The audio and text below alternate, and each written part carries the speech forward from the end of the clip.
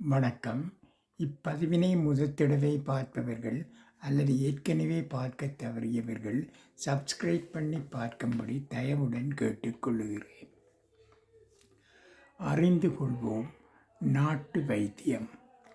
எலுமிச்சை சாறுடன் சிறிதளவு இஞ்சி சேர்த்து சூடாக்கி அதனை வடித்து 1 மாதத்துக்கு குடித்தால் இருதயத்தில் அடைப்புகள் இருந்தால் அது காணாமல் போய்விடும்.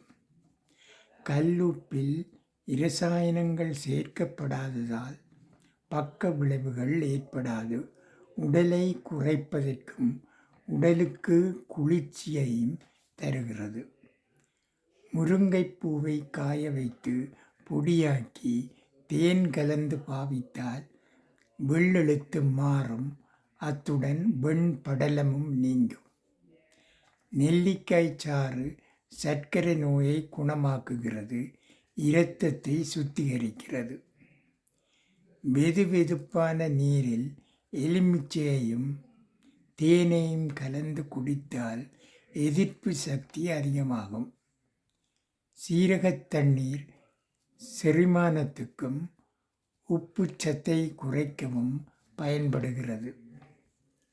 வெந்தய நீர் இரத்த சர்க்கரை அளவை சமநிலையில் வைத்திருக்கவும் உடல் எடையை குறைக்கவும் உதவுகிறது.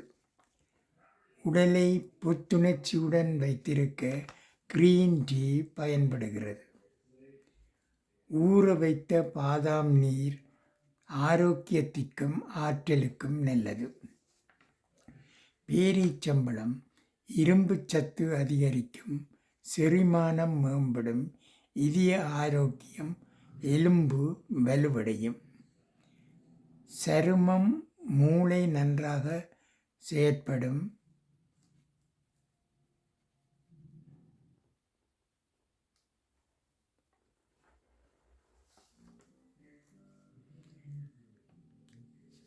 பொடுகு நீங்க தேங்காய்பால் சாதம், வடித்த நீர், தயிர், முட்டை, துளசி, கறிவேப்பிலை பாவிக்கலாம்.